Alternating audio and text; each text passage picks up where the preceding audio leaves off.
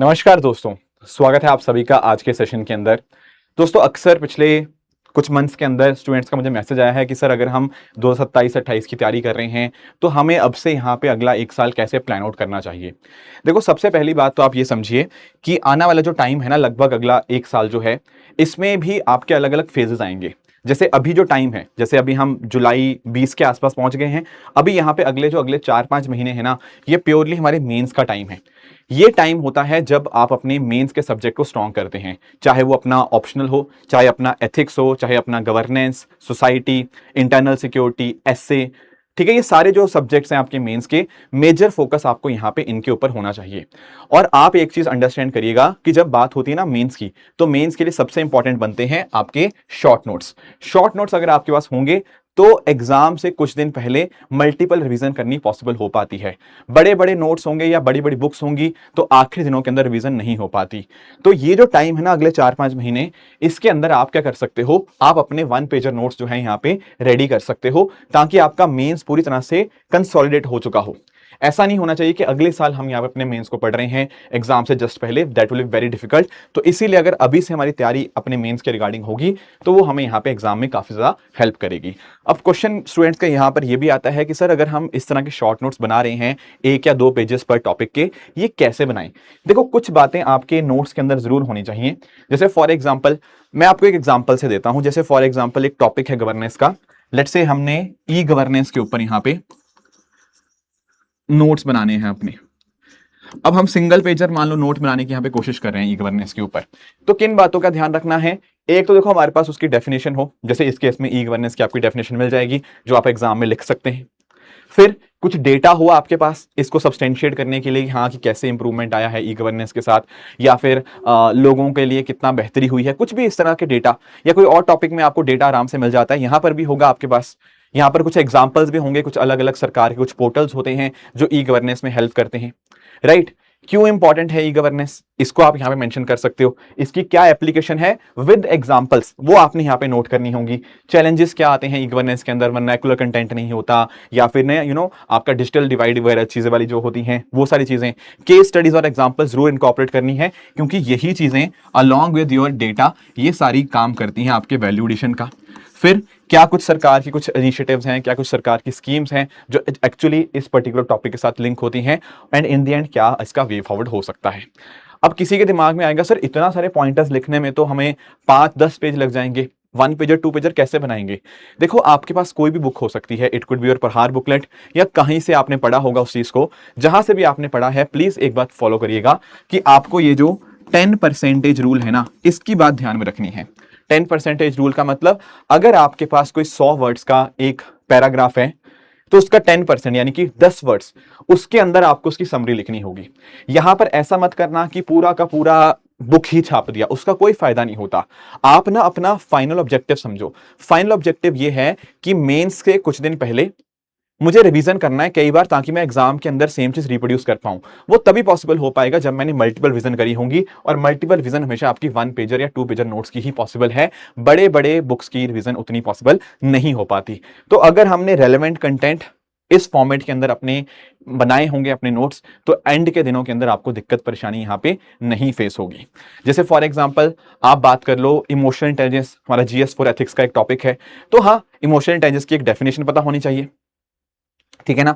वहां पर अगर हम बात करें, डेनियल गोल्डमैन ने क्या 5 बातें बताई हैं वो पता होनी चाहिए, एग्जाम्पल पता होनी चाहिए, ईआई कैसे इंपॉर्टेंट है या क्या इश्यूज हैं, इस तरह की चीजें। और अगर आपने विद एग्जाम्पल उनको बना रखा है तो आप सॉर्टेड हो। आपके पास 1 पेजर नोट होगा, आखिरी दिनों के अंदर रिवाइज करना होगा, फटाफट रिवीजन हो जाएगी।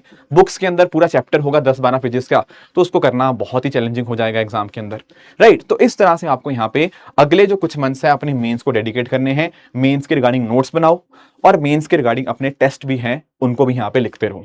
अब दोस्तों, हमारी टीम ने भी ना यहाँ पे आपकी हेल्प के लिए जो सृजन 1.0 बैच है, जिसमें प्रीलिम्स और मेंस दोनों की तैयारी करवाई जाती है, वो यहाँ पे स्टार्ट हुआ है।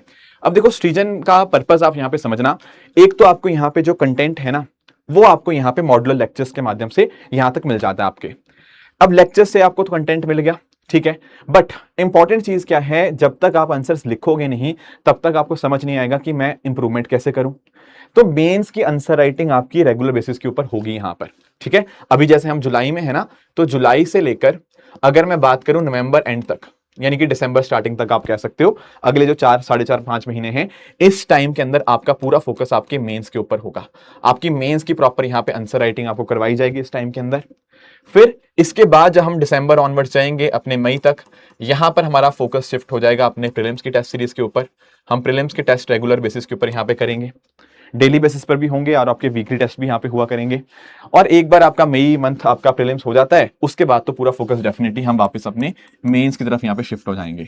तो हर एक टेस्ट होगा यहाँ पे, मेंस का भी प्रीलिम्स का भी, और विद इवैल्यूएशन आपको यहाँ पे मेंस के टेस्ट जो है आपको यहाँ पे मिलेंगे, ताकि आप अपनी प्रिपरेशन को अच्छे से कर पाएं। तो ये जो बैच है, ठीक है, इसका लिंक नीचे डिस्क्रिप्शन के अंदर मैंने दिया हुआ है, वहां पर जाकर आप इस कोर्स के अंदर खुद को एनरोल कर सकते हैं। तो दोस्तों एक तो बात यहाँ पे समझ आ गई कि मेंस के नोट्स बनाने हैं। दूसरी बात ये आती है कि सर अब आगे क्या, और क्या मेंस प्रिपरेशन हमें और कैसे हेल्प कर सकती है।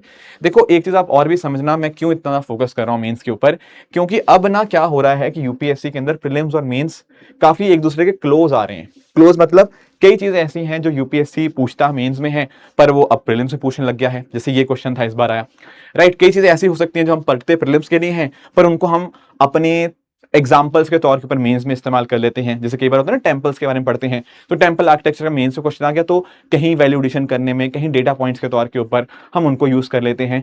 तो काफी प्रीलिम्स और मेंस एक दूसरे के पास आते जा रहे हैं, ये बात हमें ध्यान रखनी है। इसीलिए ज्यादा फोकस अभी मेंस के ऊपर आपको करना चाहिए। और किन बातों का हमें ध्यान में रखना है, एक बात आप और ध्यान में रखिएगा कि सी सेट को ना आप आखिरी तक मत छोड़ना। क्योंकि पॉइंट पता क्या है, इस बार भी बहुत सारे कैंडिडेट्स ऐसे मुझे मिले जिन्होंने मुझे ये बताया कि सर वो बहुत सारे क्वेश्चंस ऐसे थे जो सी सेट में वो नहीं कर पाए। सी सेट में या तो टाइम मैनेज नहीं हो पाया, या फिर कुछ क्वेश्चन उनको डिफिकल्ट लगे, राइट। तो इस वजह से जीएस में अच्छा स्कोर करने के बावजूद they were not able to score well in C set. अब इसका सोल्यूशन यही है कि आप आखिरी के सिर्फ और सिर्फ 2 महीने 2.5 महीने पे ध्यान देंगे कि उस टाइम मैं सी सेट कर लूंगा, तो वो थोड़ी दिक्कत वाली बात होगी। मैं आपको ये नहीं कह रहा कि आप पूरा दिन भर अभी से लेकर रात तक, सुबह से लेकर रात तक सी सेट पढ़ते रहो, नहीं, वो भी गलत अप्रोच है। बट हाँ, अगर आपका सी सेट थोड़ा कमजोर है तो उस केस में आपको सी सेट थोड़ा पहले स्टार्ट करना पड़ेगा। आप आखिरी के 2 महीने के ऊपर फिर सी सेट को नहीं छोड़ सकते, क्योंकि ऐसे क्वेश्चंस तभी हो पाएंगे जब हमने ठीक ठाक सी सेट की यहां पे प्रैक्टिस करी होगी, राइट। इसके साथ साथ दोस्तों मैं अगर मैं बात करूं, एक चीज जो सबसे इंपॉर्टेंट मुझे लगती है ना, कि क्वेश्चंस को देखकर जिस दिन आपको घबराने वाली फीलिंग नहीं आएगी ना, उस दिन आप प्रीलिम्स में अच्छा स्कोर करने लग जाएंगे। जैसे मैं इस बार भी आपको बताता हूं, 2026 का पेपर था। इस बार के पेपर के अंदर बहुत सारे शॉक्स थे, बहुत सारी ऐसी चीजें थी जो नहीं थी, बहुत सारी ऐसी चीजें थी जो यूपीएससी आपको सीधा बताएगा तो आपको लगेगा यार ये क्या पूछ लिया। कई बच्चों के साथ कई बार आता है ना कि स्पोर्ट्स के क्वेश्चन देख के अचानक आता है कि ये क्या पूछ लिया। कई बार कुछ ऐसे क्वेश्चन होते हैं कि इतने लंबे लंबे 2-2 पेज के क्वेश्चन होते हैं, देख के लगता है पता नहीं क्या ही पूछ लिया, या बहुत ही एब्सर्ड क्वेश्चन आते हैं। पर देखो यहां पर मैटर करता है कि आपकी शॉक अब्जॉर्बर कैपेसिटी कितनी है, कितना आप किसी नई चीज को देखकर घबराते नहीं हो, कितना नई चीज को देखकर आप यहां पे काम एंड कंपोज रहते हो, वो बहुत मैटर करती है। पर पॉइंट आता है कि सर बात तो आपकी सही है, पर हम इसको सीखेंगे कैसे, how do we work upon this. ये कोई ऐसे थोड़ी है कि हम जादू मंथन करेंगे तो हमें चीज आ जाएगी कि शॉक को कैसे ऑब्जॉर्व करना है। इसका सिंपल तरीका यहां पे ये रहता है कि ये सब तरह के शॉक्स आप कहीं ना कहीं अपने मॉक्स में भी फेस करते हो। जैसे कई बार मैंने स्टूडेंट्स को देखा, कई बार वो ना मॉक्स देते हैं, ओपन मॉक टेस्ट हो गया या टेस्ट सीरीज हो गया, उसमें ना कई बार अजीबोगरीब क्वेश्चन आते हैं। हम पता करते हैं अजीबोगरीब क्वेश्चन देख के छोड़ते हैं कि कोई बात नहीं, छोड़ देते हैं इसको। पर पॉइंट आप इस बात को भी समझो, कल को रियल एग्जाम के अंदर भी चलो वो क्वेश्चन नहीं आएगा पर उसके जैसा क्वेश्चन आएगा, तो क्या हमें उस चीज को देखकर हमें ये करना चाहिए कि यार ये हो सकता है, नहीं हो सकता, या डर जाएं हम उस चीज को देख के? नहीं। कई बार ऐसा हो सकता है कि कुछ ऐसे सवाल होंगे, जैसे सी सेट में भी इस बार कुछ ऐसे सवाल थे जो देखने में बहुत टफ थे, पर अगर आप थोड़ा सा इनको यहाँ पे केयरफुली एनालाइज करेंगे तो आप रियलाइज करोगे कि उतने मुश्किल नहीं है। तो पैनिक करना is not the right approach in your exam, चाहे वो प्रीलिम्स हो चाहे वो मेंस की बात हो। पर ये सीखते कैसे हैं? सीखेंगे हम अपने मॉक से। आगे से जो भी आप मॉक्स दो उसको बिल्कुल रियल एग्जाम की तरह दो। 1 घंटे का टेस्ट है तो 1 घंटे में कंप्लीट करो, उसको 1.5 घंटा 1.25 घंटे का मत बनाओ। कई बार होता है ना 3 घंटे का मेंस का टेस्ट होता है, हमें लगता है कि नहीं कोई बात नहीं, दे देंगे यार 4 साढ़े 4 घंटे में घर पे बैठ के। इसका फायदा उतना नहीं होगा, क्योंकि फिर वो टाइम प्रेशर के अंदर लिखना, वो जो एक रश के अंदर होता है एग्जाम के अंदर फटाफट पेपर कंप्लीट करना, ठीक है ना, प्रीलिम्स का पेपर 2 घंटे के अंदर कंप्लीट करना, वो हमने आदत डाली ही नहीं। ये आदत हमें डालनी पड़ेगी और ये जो हमारी टेस्ट सीरीज होती है उसी चीज के अंदर आपको यहाँ पे हेल्प करती है। इसके अलावा अगर मैं बात करूं, टाइम मैनेजमेंट बहुत इंपॉर्टेंट है दोनों के लिए ही, आपके जीएस के लिए भी और आपके सीसेट के लिए भी। दोनों में आपको टाइम मैनेजमेंट टेक्निक जरूर सीखनी पड़ेगी कि कैसे मैं 2 घंटे के अंदर पेपर कंप्लीट करूं। क्योंकि पहले पता क्या होता था, जीएस का पेपर उतना लेंदी नहीं होता था, इस बार का पेपर बहुत ज्यादा लेंदी भी था। बहुत बड़े बड़े क्वेश्चंस थे, स्टेटमेंट के अंदर स्टेटमेंट के अंदर स्टेटमेंट, ठीक है ना, तो पढ़ने में काफी डिफिकल्ट हो जाते हैं ऐसे क्वेश्चंस। ये चीज पता कैसे सीखेंगे, ये चीज हमें मॉक से ही सीखनी पड़ेगी। वी मस्ट नो कि how do we attempt our paper, and the best strategy I have always told you is attempting in rounds.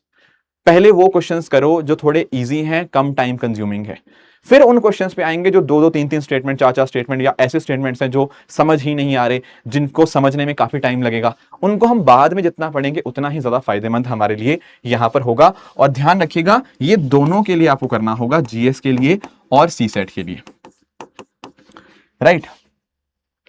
ठीक है, एक बात और ध्यान रखना, कई बार हम पता करते हैं, कई बार हमें लगता है कि यार अब यूपीएससी में कहां ही कोई फैक्चुअल चीज पूछी जाएगी, पर अब ऐसा नहीं रहा। इस बार आप पेपर देखेंगे बहुत सारी कंसेप्चुअल चीजें भी थी, बहुत सारी फैक्चुअल चीजें भी थी। तो कुछ ऐसी चीजें जो फैक्चुअल हैं हमें याद करनी पड़ सकती हैं। अब मैं ये नहीं बोल रहा कि आप दुनिया में हर एक रैंडम फैक्ट आपके सामने आए चलो रटने बैठ जाओ, ऐसा बिल्कुल नहीं मैं आपको बोल रहा। उसको यहाँ पे थोड़ा केयरफुली आपको समझना पड़ेगा। कुछ फैक्ट्स ऐसे हो सकते हैं जो आपको लगे कि हाँ यार ये थोड़े इंपॉर्टेंट वाले फैक्ट्स हैं, तो फैक्चुअल चीजों को बिल्कुल इग्नोर नहीं करना है। उनके में से भी कुछ चीजें आ रही हैं तो उनको भी हमें थोड़ा सा ध्यान देना होगा। तो पॉइंट इन द एंड यही निकल के आया कि बहुत सारे चेंजेस हैं, बट अगर हमारे पास टाइम है, अगर हम उसको सही ढंग से यूटिलाइज करें, सही डायरेक्शन में इस्तेमाल करें, तो इस प्रॉब्लम को, इस चीज को भी हम यहाँ पे टैकल कर सकते हैं। तो ये सारे कुछ सजेशंस हैं जो मुझे आपको बताने थे। आई होप ये जो सारे सजेशंस हैं आपको समझ आए होंगे। इस तरह से आप सब लोग हार्डवर्क करते रहिए। All the very best. जय हिंद, जय भारत।